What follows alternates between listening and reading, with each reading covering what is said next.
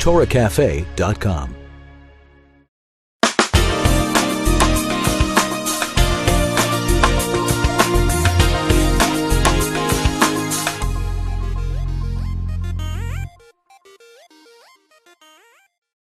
You ever be out to dinner with your spouse? Usually husbands do this to wives more than the other way around, at least in my life. And you're supposed to be having an intimate dinner and trying to make up after the last argument. And your phone rings, and you start getting busy with your talk. One minute.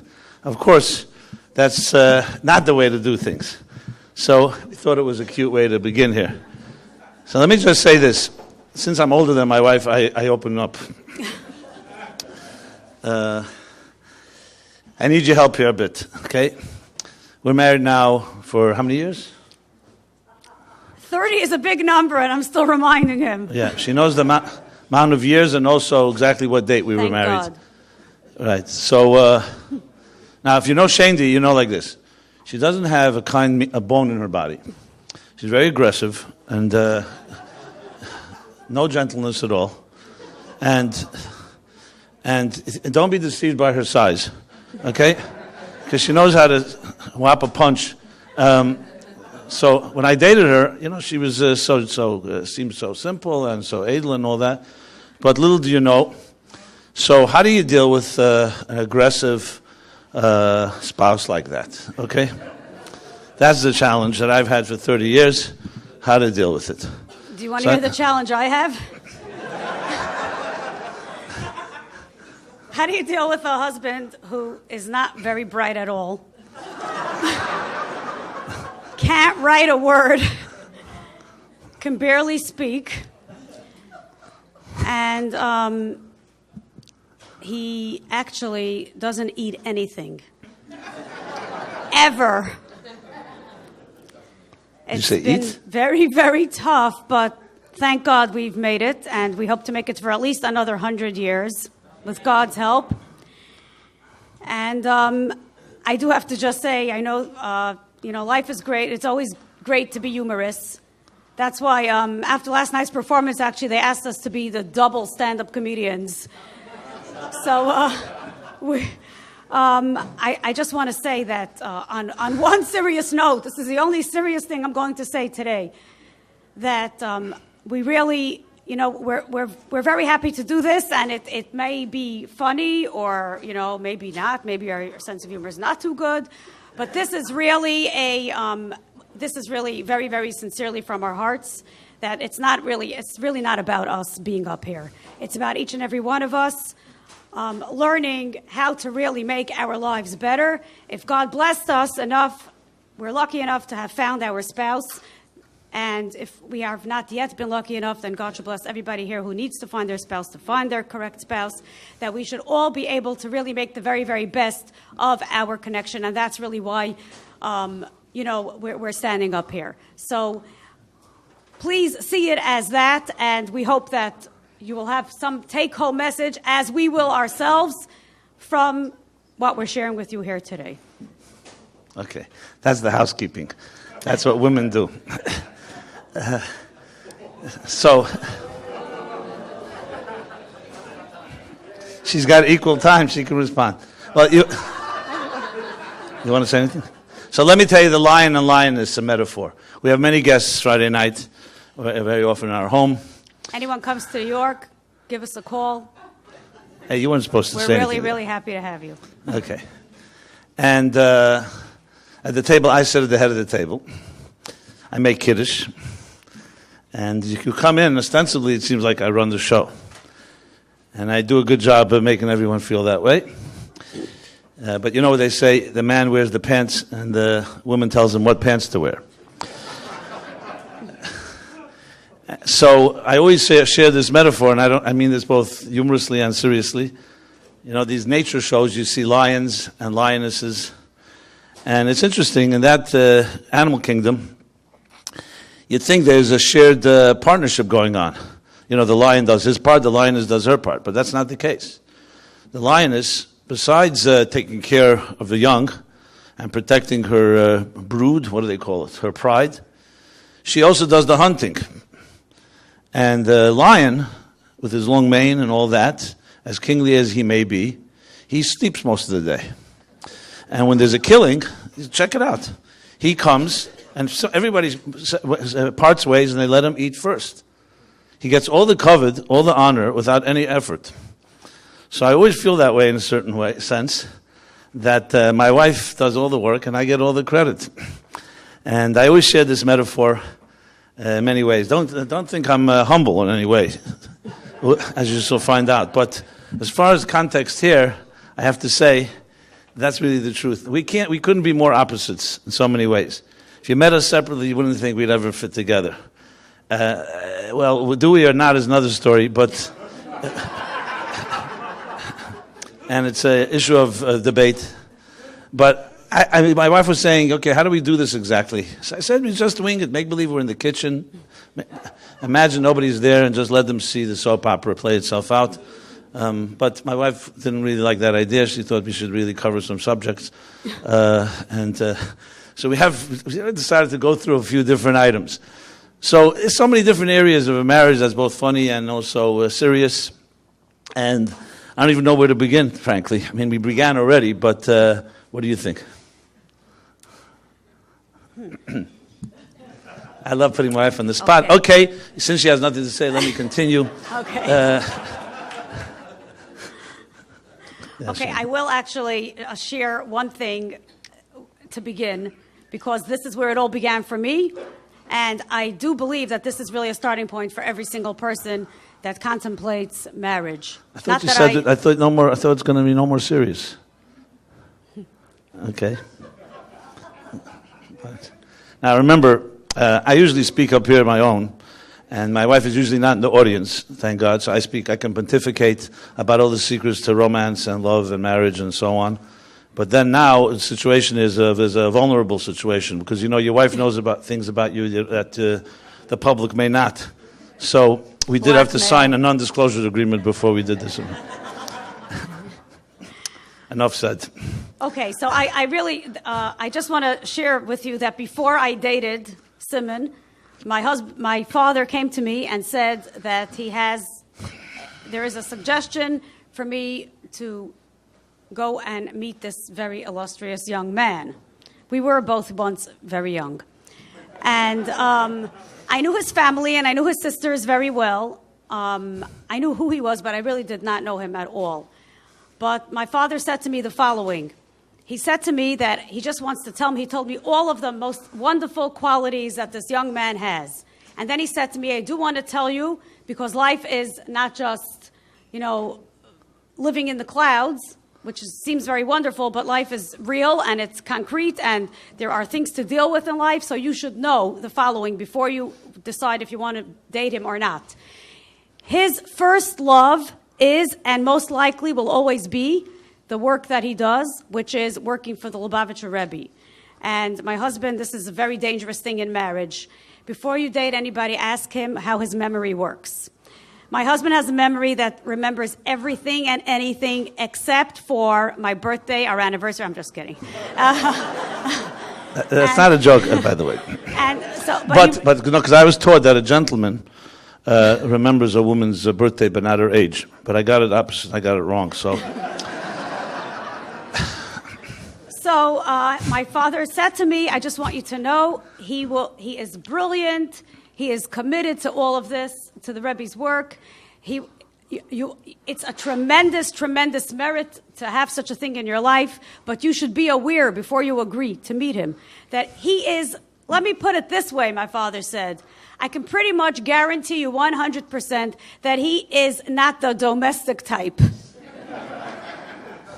If you're looking for somebody that will do those kinds of things that will make your life easier in a physical sense, this is probably not the man, but that's for you to decide. And anyway, I thought about it, and I was raised to believe, And one second, Shaindy, who pays the bills? We're going to talk about that soon. I know who creates the bills, and I'm excellent at that. As a matter of fact, the joke that you once heard, it's not about anybody. It really happened with us. You heard about the guy who his wife was robbed of her purse, and her husband never reported the theft of all the credit cards because the thief spent less money than his wife. So actually, it's about us, but it's too embarrassing since my husband wrote the book. Since you're on the topic, why don't you mention the shoes? Okay. It's becoming painful now. Okay. I'll just say this. My husband wants to know why I leave him 2 inches in an entire closet for his shoes. But I say is this, shoes are cheaper than therapy. That's right. We are big believers in retail therapy. Okay. That's it. Okay, so where were we? Okay, and so what I do want to say is that I decided that this was something very, I thought it was something worth spending my life living with a person, if it would work out, obviously, that had a higher cause. And the way that my father put it was as follows, that if you have the foundation in your life and you can actually see eye to eye with this person and you have a goal that you share, then no matter what life will bring you, you will be able to work it out together. Yes, there will be times where you will not see eye to eye, where we have arguments, and where, my poor husband has been the recipient of very ice-cold, it's called feminine silence. Feminine silence. I'm really elegant at that. I do it really well. But to his credit, he has a lot of patience, and he just waits for me to get sick of being quiet. So it works very well. But I really strongly believe that if there is we all know the famous expression, but it's worth repeating to myself every single day. In Hebrew, the word for a man is ish. The word for a woman is isha. It's really made up of the same letters, aleph and shin, aish, which spells fire in Hebrew. And what we're taught by that is that unless you have the word ish has an added letter of the yud, which is part of God's name, and isha has the hey, which is the other letter of God's name, man and woman will always create fire and friction unless you allow the yud and the hey, unless you allow God into the relationship. And that's really the bottom line. So no matter what, this is really what really keeps us together. It keeps every Jewish and every human being together if we know that there's a higher purpose. Okay. Sounds eloquent. Well, it's not always that easy because, as I said, different personalities sometimes clash. As Shaindy said earlier, this isn't just about us. We agreed to be the guinea pigs, kosher guinea pigs, up here on stage. But the point is really to bring across some messages. For me, frankly, to say I'm not domestic is an understatement. I'm anti-domestic, to be very honest. But he doesn't understand if he wakes up in the middle of the night to use the restroom and he comes back out of his bed. He says, "Why'd you make my bed?" Shaindy, please, you sleep very tightly, and that never happened. The point is this, that frankly, and I speak now honestly, my wife knows about this because I told it to her on one of our dates. So, you want to speak about our first date? Absolutely. Or should I do it? Go ahead. Well, it was my sister actually that suggested that we meet. She was together with Shaindy in summer camp in Los Angeles, in Long Beach actually, right? So, so I was suggested, it was the month of Elul, this month right now. And Shaindy was in Los Angeles for 2 years there, studying and teaching and leading camp. So I was told that she's coming in town for Rosh Hashanah. I should call her and set up a date. So I said, Tishrei is coming, and the Rebbe is all the Farbrengens, and this is the busiest season. Literally, it's not just a Shabbos, it's Rosh Hashanah, and then there's Yom Kippur and Sukkot and Simchas Torah. Trust me, the busiest season, especially on the holidays, wasn't just remembering one Farbrengen. There was Simchas Torah, and that led into Shabbos. It was the busiest time. So I said, it's not practical to date now. Let me call her after Tishrei. So they said, no, you call now. You schedule something whenever you can. Okay, now remember, I was busy. I was completely surrounded in the world of the Rebbe's talks. I think I mentioned it, just for some of you who may not know. The intensity was that we had to literally memorize hours and hours of talks that we heard without notes, without tape recorders. So it was extremely consuming. And then the job was to reconstruct it on paper, research it. It was all consuming. I was living in heaven, to be very honest. I wasn't even interested in marriage. I knew that's what you got to do. And I was not wasting my time, so I was doing something productive. So I was busy the whole time. I was already at that age in Chabad. This is already ripe old age of 26. And I could have gone on, to be honest. As I said, I was high on all this stuff in a very healthy way, thank God. And so far, it wasn't so. I mean, I knew one day I'd have to get married. I always believed, of course, in the principle and concept of it, etc. But why? But what do procrastinators say? Procrastinators Anonymous say that if you could do something tomorrow, why do it today? That was my attitude. So I call Shaindy. Any of you procrastinators, you know what that means, right? So I call Shaindy, get her on the phone. Hi, the usual whatever. Hi, breaking the ice. And I say, okay, I think we're supposed to get together, whatever it is. But so I said, I wasn't that awkward, but it was. So I said, let's open up our mutual calendars. And I look at my calendar and I say, how about in 3 weeks and 2 days or something? She didn't tell me this at the time. I know she must have gulped or whatever. And she said, okay, fine. Shaindy's very nice and kind and all that. She gets off the phone, but later she tells me, she said to her father, what kind of nutcase is setting me up with? A crackpot. He calls me up to date in 3 weeks and 2 days. He knows exactly what day. Why is he calling me now? Go ahead. Why don't you say what happened? Yes, you said it. Okay. I wasn't there on the other end. I heard later. It was my welcoming thing. Go ahead. So what happened? So what did your father say? You don't want to tell me? Okay, fine. He said, you're also a nutcase. That's what he said. No, he did it's not. A perfect match. That's just, I don't know, I'm guessing. What do you think, right? So anyway, fine. We did. It was exactly that. 3 weeks after. It was basically after Simchas Torah, essentially. They told me to call before Tishrei, so I did. And fine, we scheduled. Went out on a date, another date, and the dating process began. Since at least I'm not so conventional, Shaindy isn't either. We started dating. This was a long process, relatively. Again, speaking, I know long is. I know people dating 70 years, so it wasn't quite that. I do know. I know a guy is dating the same woman like 30, 40 years, and I say, Michael, what's the matter with you? You're already almost 70. He says, I'm holding my options open, So I can't quite say that was what was going on, but relatively speaking, we're dating and we're dating and we're dating. And my wife, so we were dating, and my wife is the classical feminine type where she, plays very good, knows how to allow me to initiate. And I remember after the third date, I said to my sisters, she doesn't react. I don't know. Does she like me? She does not like me. I have to be the one that's always like initiating. So my sister gave me a great idea. She said, you know what? After an hour of the date, just say to her, look, you want to continue or you want to go back home? And she'll say, whatever you want, which was, of course, the case. And say, no, okay, if you don't say anything, we're going back home. It's pure manipulation. And I started turning the car, going back. And she says, okay, let's stay a little longer. That was very nice. I planned it with his sister.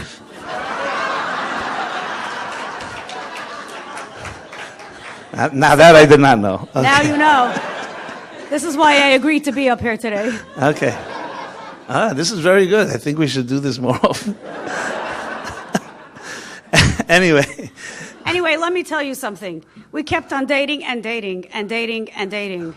I wasn't going to discuss that part. Well, you take a risk when you come up here. And finally, he said, on one date. We're walking on Park Avenue, I can tell you. I remember that. Oh, yes. I forgot to tell you that I didn't want him to know my real height. So I was wearing the highest heels in the world. And we were walking for miles, and he would say, you're okay? Your feet are okay? I'd say, yeah, perfect. My feet are perfect. And then I would come home and I would step out of my shoes and my feet would be throbbing. And the next time, the same story. Well, the day we got engaged, he came to my house and I was wearing the flattest shoes ever. He was looking for me. He was like, "What happened to you? What happened to you?" Well, after we were engaged. That was the emphasis. Well, we were finally on this date number, I'm not sure what. He said, "Well, what would you like to speak about?" And I looked him square in the eye. Because we covered everything. 1 second.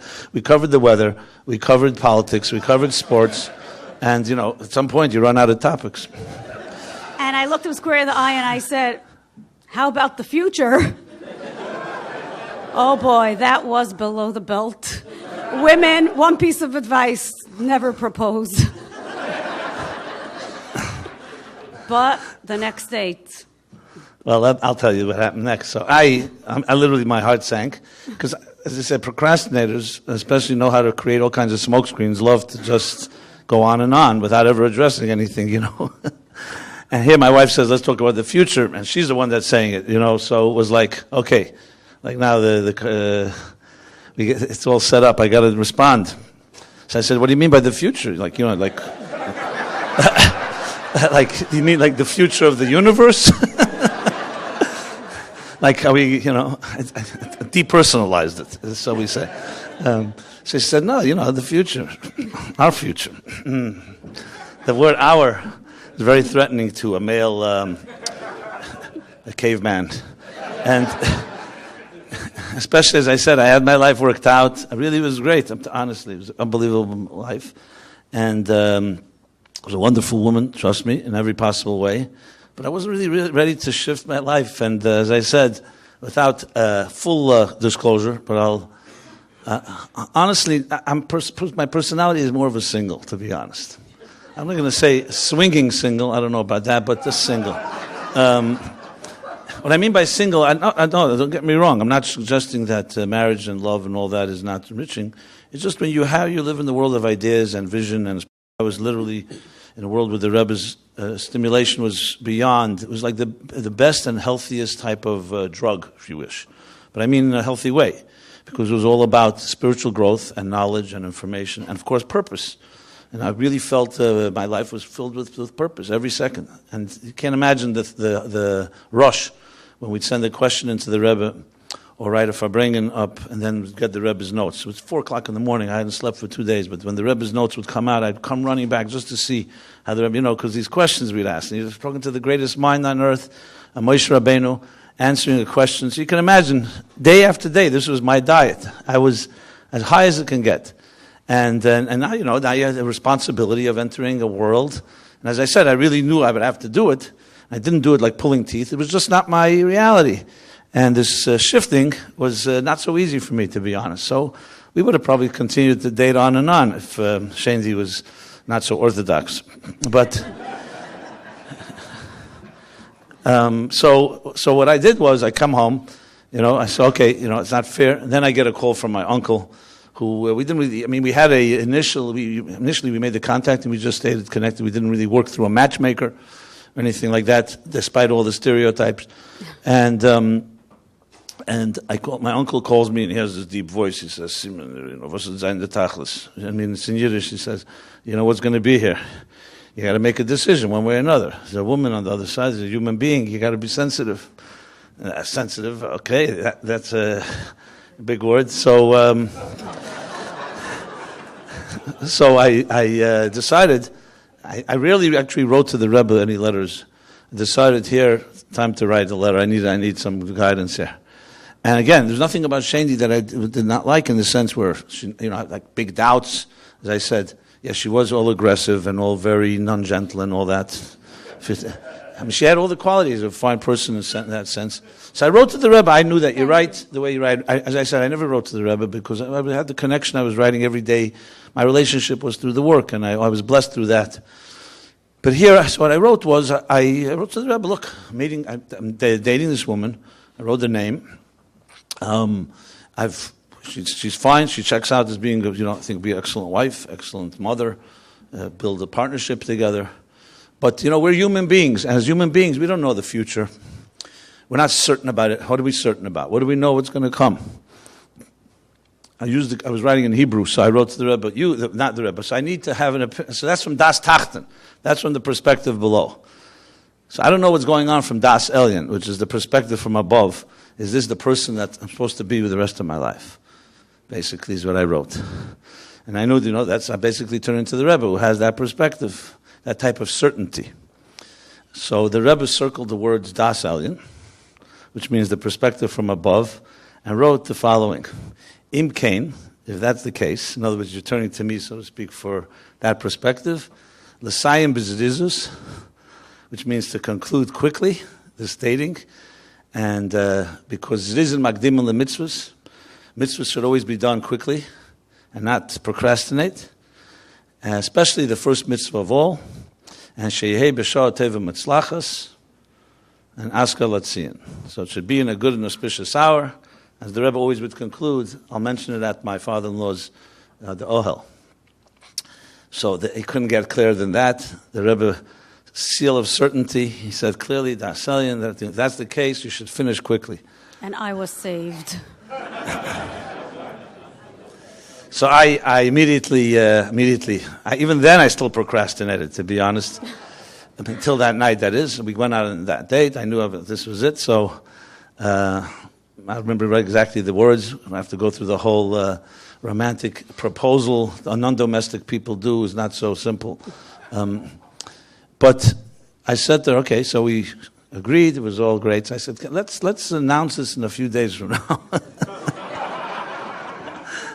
So again, Shaindy comes home and she tells her family, he's already proposed to me. He's now saying, announce it. What's this? Someone said, maybe he wants to buy a suit. I said, so Arameir Margolin, the father of our own dear Mendy here, says, no, he wants a single life a few more days. That's what he wants, which was the truth. And that was that. And the rest is history. This was 1983. What day did we get married? In Adar. I know it was the month of Adar. Ches? Zayin Ches, right? 8th of Adar. And here we are. We have two beautiful children and grandchildren. And clearly some things have worked out. Emphasis on some. So you may wonder, because people ask me, so how does a guy that's a non-domestic and a free spirit make it? That I have to compromise myself? So I have to be honest, there's definitely some things that, you give up. I don't see it as a compromise. I see it as a maturity thing. And I see that the greatest thing about Judaism, what I find about people like Abraham and all the greats, the leaders, something that blows me away all the time. If you ask anyone who's the greatest philosopher that ever lived, they'll say Aristotle. People like him. And you start wondering, these great philosophers and thinkers and leaders and visionaries and pioneers, where are their children and their grandchildren? Did Aristotle even have children? We don't even know. Grandchildren. Where are they around? If he was such a great philosopher, why didn't he leave a legacy that his family continued? So I'm not saying he didn't leave a legacy of literature and words and writings that affected the world, the Western world at least. The most amazing thing about Abraham, when God says to Abraham, I will not conceal my plans from you, he uses an expression, he says, Leman, because you have committed your life and your family's life, your children and family, to live a life of justice and that's Daka Mishpat. Justice, love or kindness and justice, charity and justice.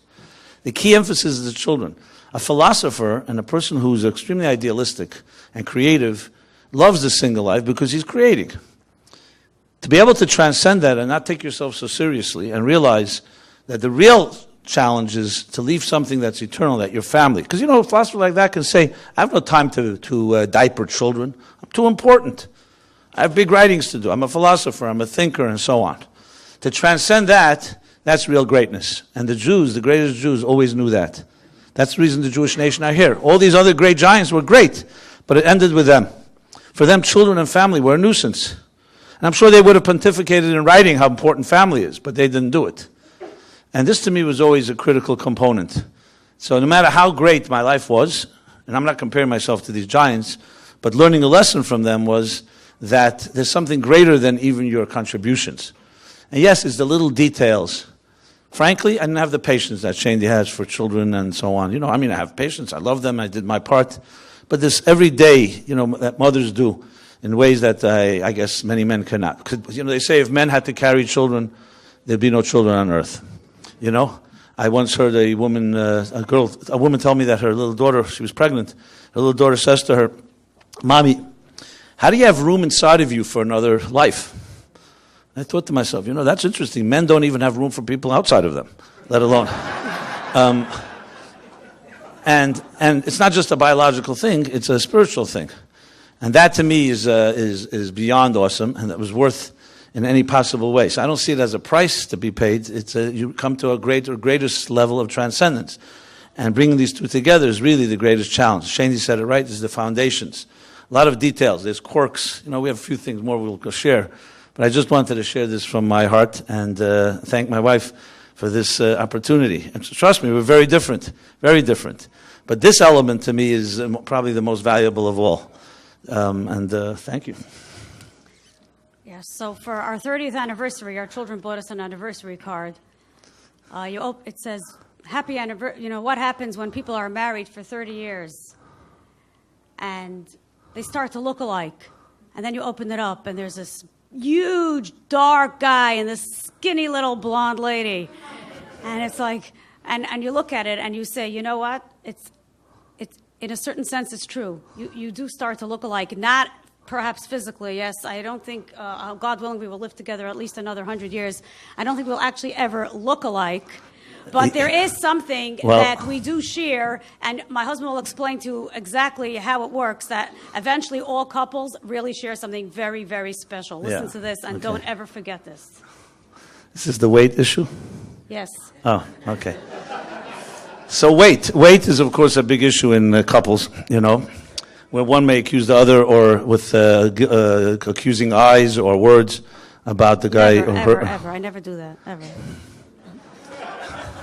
You just did it, but okay. I never remind you about your weight. You just have to deal with it yourself. It's not my problem. Actually, Red, if you ever have any argument with your spouse, all you have to look at the spouse and say, "Honey, you look like you just lost a few pounds." Anyway, I can't say that to my wife, but for her, gaining weight is like going from 94 to 95. She says, "I'm gaining weight. What should I do?" Okay, so TMI. Yeah. So this is the weight issue. So weight issues can be actually, because listen, I also counsel couples, and I know weight can be a real issue. This is the theory I developed, and it works very well. That when a couple marries, God gives them 300 pounds and says, split it as you see fit.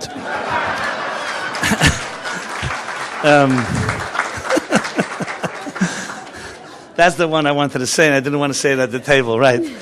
So, 200, 100, not bad. But you don't want to tamper with that too much. But then, here's the key thing. If your marriage really works well, after 20 years, God says, here's another 50 pounds for you. And again, split it as you see fit. So what's going on is my wife announces to me last month, to my chagrin, she's reached the weight that she was at our marriage. I said, what does that mean? The boat for me? So I said, how could you be so cruel? That means I got to do everything else on the other end of the scale, and I have no choice here. So this is somewhat of a way to diffuse this matter. It's, I guess, also metaphorical, but this has been our running joke. Now, I don't see myself actually very overweight. I looked in the mirror today, and I have this mirror, like these funny mirrors that make you look skinnier. That's another great thing for marriage. Just put on certain kinds of mirrors in your house. These days, they're very easy to get them. You can look tall and thin, short and stout, whatever you like. You can change them daily. Okay. My husband lost 5 pounds since we're married. Now, did anybody lose any weight over this weekend? I didn't. Okay, I do. When you go to Israel, I know they talked about the land and the spirit. They didn't mention that you gain 5 pounds for every meal in Israel. I do want to. Okay, go ahead. I'll say it afterwards. Go. I have nothing to say. I'm speechless. No, I just want to say that, we spoke about, we are obviously, human beings are different. Males and females, no matter who they are different from each other. That's the way God created us. And I think that it's we have a certain, we all have our personalities, and we all have the way we deal with things. And I think the most important thing is that there's a tremendous element of respect that is involved in making things work. And not only respect for each other, but also respect for each other's talents and abilities, and really helping the other spouse feel very, very secure with what they have. And, it's interesting to see how even children can always tell. A child is the best measuring stick of anything. You can never get, if a mother is not in a great mood, she doesn't have to say anything. Her child, a little tiny child, will pick it up no matter what. And children are really, there's something in life that they're just able to really just, sometimes diffuse a situation in a way that is, it's just a wonderful thing. And they really figure out exactly what the female in what the mother is like. They figure out what the father is like. We were talking, and we remembered something really, really funny, that, my children, they were very, very small, and they asked me for something. I don't remember what it was. And it was something that I did not want to say yes or no, because I had to think it through. And they were really driving me crazy. And finally I said, you know what? Maybe. My answer is maybe. That's it. And they were going to sleep, and they went into bed, and I passed by their room, and I heard my two little children. They were maybe 4 and 5, or maybe even 3 and 4. And I heard my son telling my daughter, don't worry, we're going to get it. We're going to for sure get it. And I thought, oh no. And I listened, and she said, how do you know? Mommy said maybe. And he said, because when Tati says maybe, it means no. But when Mommy says maybe, it means yes. And that was a tremendous lesson for me. I must have known it subconsciously, but when I heard my brilliant 3-year-olds speaking about this, I understood that this is really, it's a seriously tremendous lesson in life, because, we start to realize, of course we're going to have differences, and of course we're going to deal with things differently, and of course there are always things in life that, we try not to, I don't like confrontation. That's just my nature. My husband has no problem with confrontation.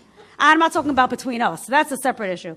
I'm talking about in general in life. So I would just like to, whatever, here, you handle this, or I'll just gloss it over, or whatever.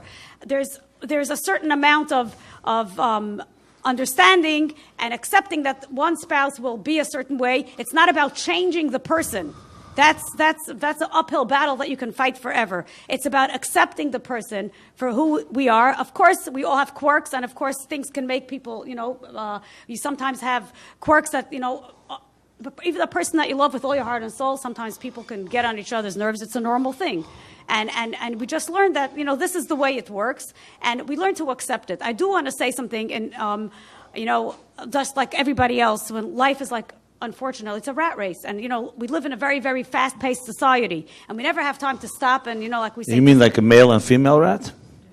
Absolutely not. And we don't always have time to stop and to really think and to give credence and to say thank you and to acknowledge wonderful little things that take place.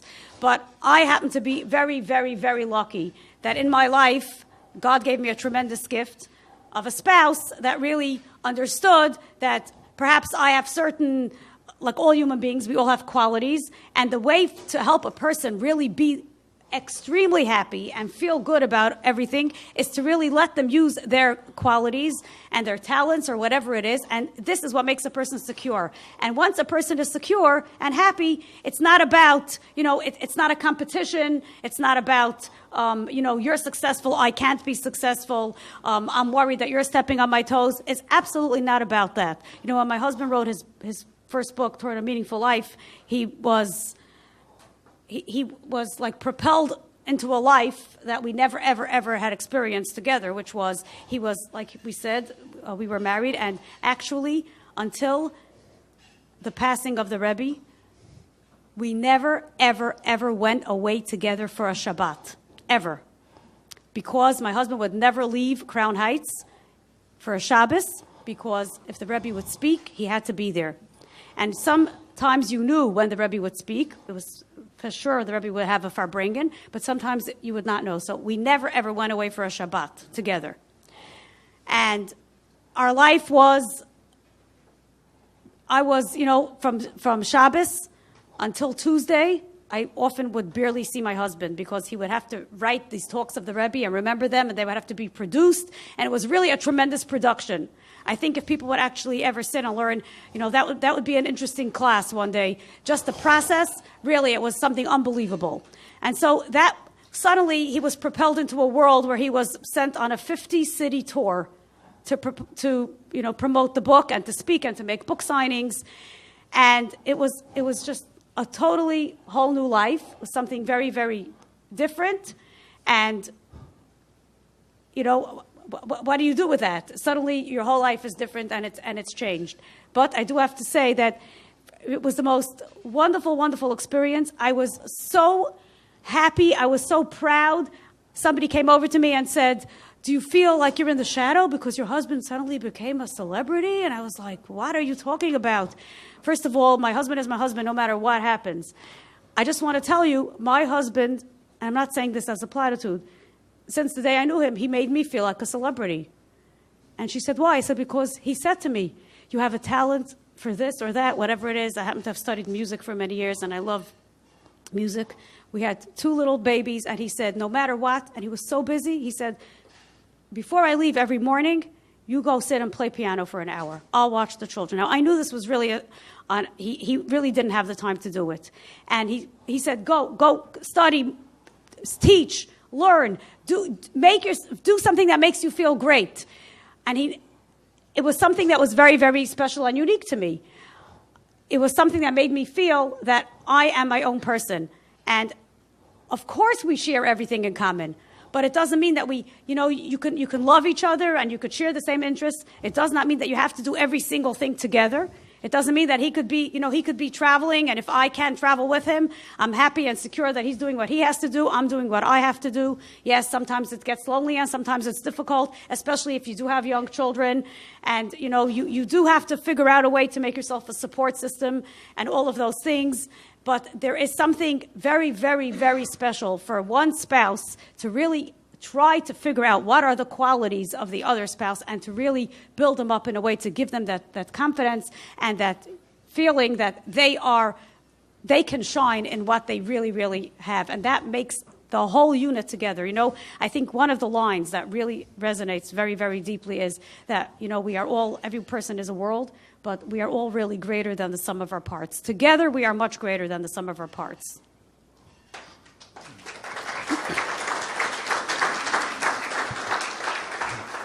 All I would add to that is that I remember there was a book, I think later made into a film or a play called Children of a Lesser God. I don't know if you ever read or saw it. It was a story about, a sad story in a way about a woman born deaf and falls in love with her teacher, who was a speaking person. I mean, they know how to sign, and she refused to learn how to use her voice. Obviously, all the complications of a relationship. But there's one line there that always struck me, and I thought I used it many times, sharing with others, and obviously Shaindy just eloquently put it, where she asks him, they of course have very difficult lives, they're very different cultures. He comes from a world of sound, she comes from a world of silence. And she was proud of her world, and she didn't want to give it up. And do you compromise? Don't you compromise? So she says, can we meet in a place that's beyond silence and beyond sound? And using sign language, she did the following. She said, so here's one person, and here's another person. And what real love and marriage is like this. So you could have them annihilate each other, or you can become like 2 links in a chain. So the individuality is not compromised. So I find, sometimes it's harder, it's much easier to give advice and dispense advice to others than to yourself. The way Shaindy points it, you may think we're the perfect couple. Can't say that, but... I'm perfect. But it takes 2 to tango. Let's try. Cameras are rolling. JLI has its halachic standards. And I really believe it's that, but it's very difficult because you say, okay, it's easier said than done. It sounds nice in poetry and nice in the books. And how do you really do it? And I find one word that seems to be, constantly comes up, people don't like to talk about so much. I mean, you can use two words, but it's a similar synonym. The word is insecurity or fear. And when someone who's insecure fundamentally, and I don't think anyone's fundamentally insecure, no one's born insecure. We become insecure due to insecure families or homes or parents or environments. When you're insecure, you're doing all kinds of machinations and tricks to try to compensate for that. So the other person is maybe taking away part of your turf. Maybe they're humiliating you and they're really not. And insecurity creates a lot of distortions. When you're a secure person has a lot more tolerance. I'm fine. Nobody can take away who I am, so I can give you what you have to. They coexist much better. And I grew up in a home and also spoke about the Rebbe, that security was always encouraged. That one of the greatest crimes, in a way, is not to use your God-given skills. So I remember when I met Shaindy and that she was musical. To me, it was like, unbelievable. She should use her music. I told her, go to Juilliard, go find, become great. I mean, I knew the challenges of a family and so on and so forth, and we'd have to deal with that. But to me, it was always a sacred gift. And I find many marriages that doesn't happen. They may give up a lot for the family, and that's beautiful. But sometimes something dies inside of you. And if the music dies inside of you, often it's going to come back to haunt the marriage somewhere or other. But insecure people, I mean, I've seen this without mentioning any names, no one in this room, of course, where a husband is very insecure and he does not want his wife to shine, period. It's a threat to him. And in ways conscious and unconscious, he constantly undermines her. No, don't take that job. He wants her to take a job that's more mediocre. He's afraid to be outshined. I never saw a woman in the opposite way. Really? Never happens. Never. Is that true? I doubt it. There are. I mean, insecure is insecure. There's no one has a monopoly, not the male and not the women. It really has a lot to do with, not a lot, I'd say almost primarily to do with the family you grew up in. As I said, there's no such thing as being born an insecure child. Think about it. Children come out of their mother's womb. I mean, a healthy child. We're not talking about any anomaly or aberration. A child, what does a child do? It is immediately exploring, first with its eyes, then it starts moving, then it starts that. When does a child begin to question itself? Am I doing the right thing? Is when adults around it make it question itself. Challenge. And unhealthy people usually create unhealthy environments. And they start expectations, you start too much discipline. No, you can't do that. There was a person who told me that I haven't cried in 40 years because my father told me only babies cry. And this person was a baby because crying. Why? Because the father was dysfunctional. And he didn't want crying was a sign something's wrong. No, we have to always be smiling. Everything is good, good, good. So healthy parents cultivate confidence in their children. Explore, try it out. Unhealthy people don't do that. And I think that's a big, big factor. Obviously, this session is not to how do you deal with that challenge of insecurity, but it's important to know that there is such a thing called being secure. And if you understand that's an expectation, that's an ideal, then you grow toward it. Obviously, as I said, we can't solve all the issues here, but I think it's a critical component. I feel secure, in many ways, and for me it was always a gift to cultivate and encourage my wife to do the same. So she has a title for her book. Well, one should say it. After Toward a Meaningful Life came out. It's coming out, everybody. Make sure you go to all the stores in the world and buy 100 million copies. It's going to be called Toward a Meaningful Wife. Okay. That makes me feel good because it's a takeoff of Toward a Meaningful Life. Okay. That wasn't planned, by the way. I don't think we should use it again. Okay. Absolutely. Okay. So, what other themes have we?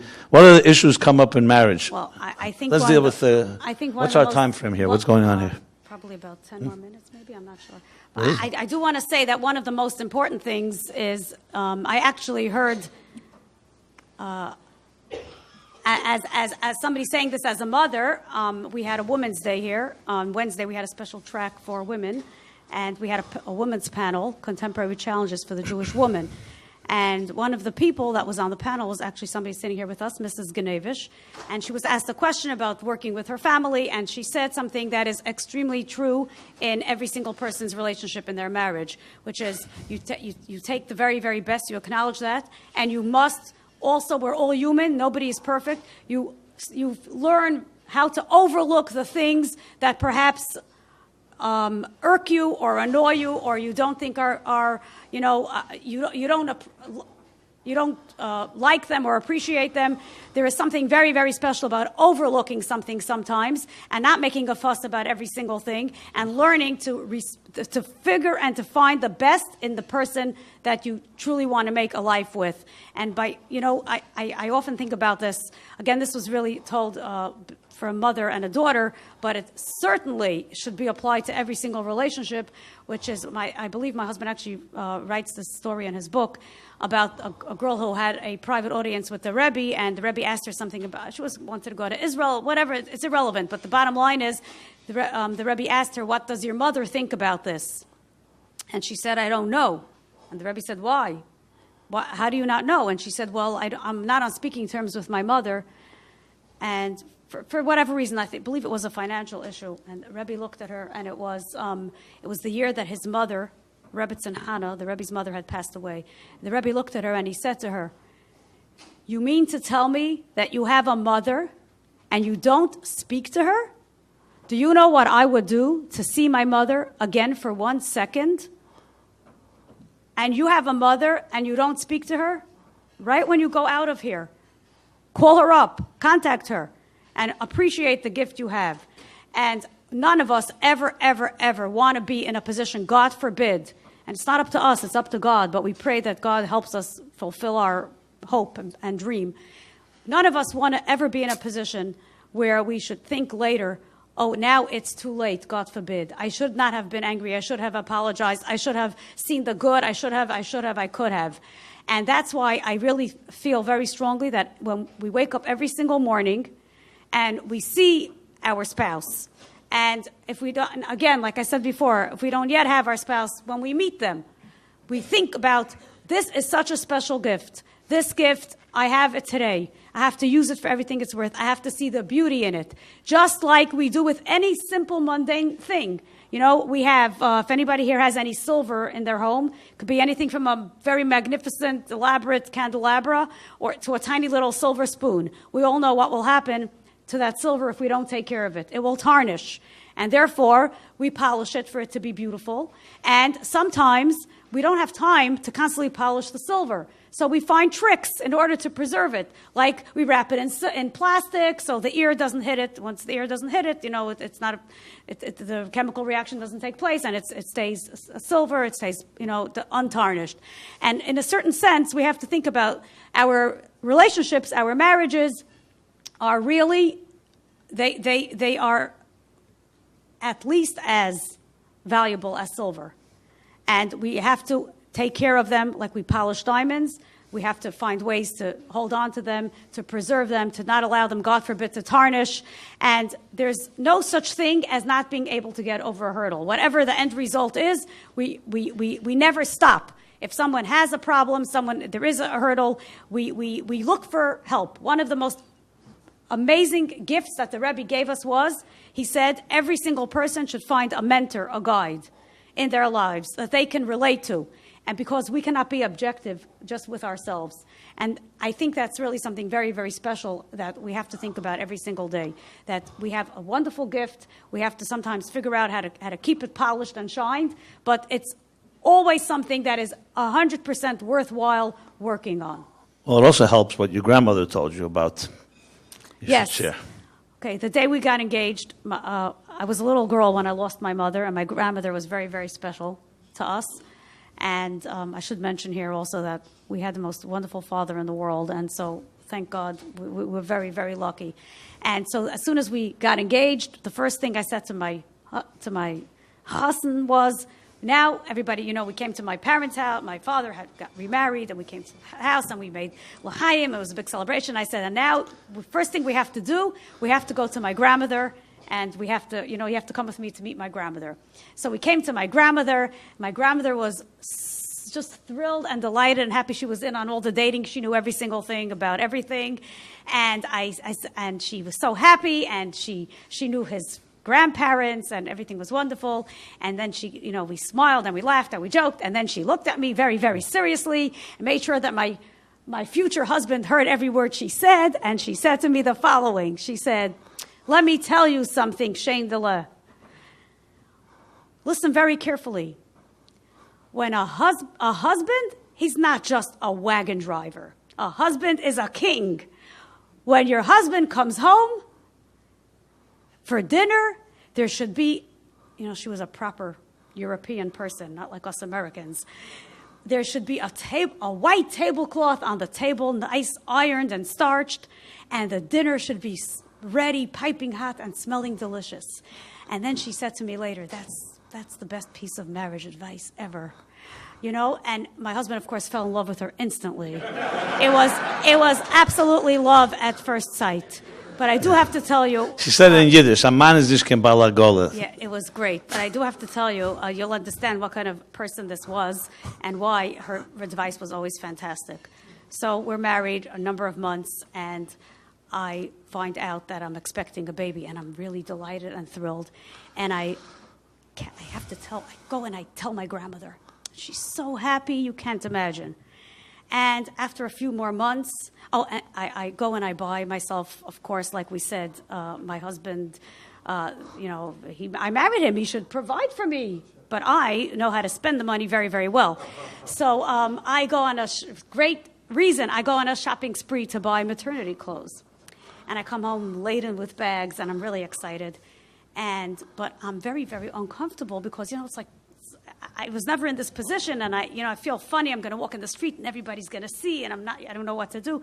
So every day I say I'm going to put on these clothes tomorrow, Okay, finally I'm visiting my grandmother, and she says, and I bring her all the clothes, and I show her all the clothes, and she's so happy. Okay, a few days later she says, "Why aren't you wearing the new clothes?" I say, Bubby, I'm uncomfortable. I feel funny. I feel like people are looking at me. And she says to me the following. I'll translate. She says, "Was schämst du sich? Du hast einen Mann, hast bei keinem gar nicht ausgehabt." She says, "What are you embarrassed? You have a husband. You didn't steal anything from anyone." So. Well, you stole my heart. What do you mean? I hope you never get it back. Trust me, I keep a part for it's always safe inside somewhere. Men. So, okay, well, look, what should I say? We didn't cover everything, obviously. We didn't cover sexuality, which I'm sure some people wanted to hear about. And we did cover a little the money, right? Did we? We're never going to cover that fully, okay, trust me. I want to say one final thing, one parting shot at my wife. Deal with a topic called anger. Anger. Anger is a big thing in marriages. You get angry sometimes for small things, sometimes for big things. And this is often how you see how people really are. As it says, "Bekaisei, bekaisei, bekisei" is an expression in Hebrew.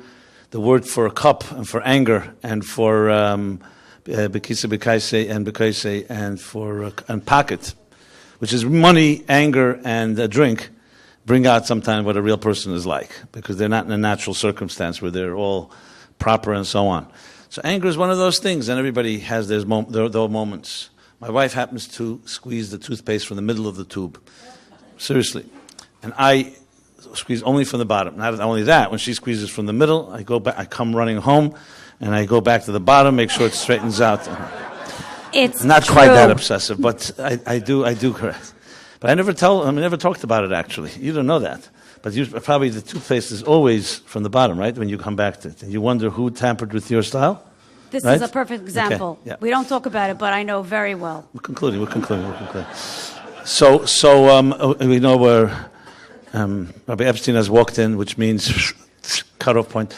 But so I'll say the following, so anger. And we both gotten angry at different times. Now, I've also been the honor and the brunt, I should say, of my wife's Yedidus Brivlach. She's a writer, and she would write me these letters. I've saved them all, and this is total blackmail. I will publish them, should, under certain circumstances. And so I've saved them all. But these letters are, sometimes they not so pleasant. So how do you deal with it? So I saw an interview with a guy that was married for 80 years, and they said, how do you deal with it? He says, when she gets angry, you just stay quiet. And that's that. But obviously there are times when I do. But I think what my wife said earlier is the key. It's the foundation. I would suggest to all of you, you have to find the foundational element in a relationship. Not the floors, the second floor, first floor, second floor, and the ornaments and the furniture. All of that is optional. Foundation. You have to have a foundation. How's the foundation? Yes, is the Rebbe, a concept of shlichus, mission. When my wife got the job at JLI, and now she outshines me here. Whenever I go, Shaindy, Shaindy, Shaindy, Shaindy. I said, what do you mean? I just did a session. Who are you? Oh, Shaindy's what? You're Shaindy's husband? Yeah, okay, fine. Okay. Is the foundation that's the key. The foundation of understanding what matters, what's an ikar and what's a tuffle. What's primary and what's secondary. It's what you got to always ask yourself. So when things happen, you have to, now sometimes primary things can be challenged. So you have to know how to communicate. Communication is an art of its own. We tried to communicate a little up here, very different styles as you see. And I hope the yin and yang worked a bit. And I just want to say that, but based on some of the things we talked about, if you're interested in, I've actually written up some tips. So if you leave me your email address, I'll be happy to send you some tips based on me and my wife's collaboration for 30 years. That should go for many more years. Thank you so much.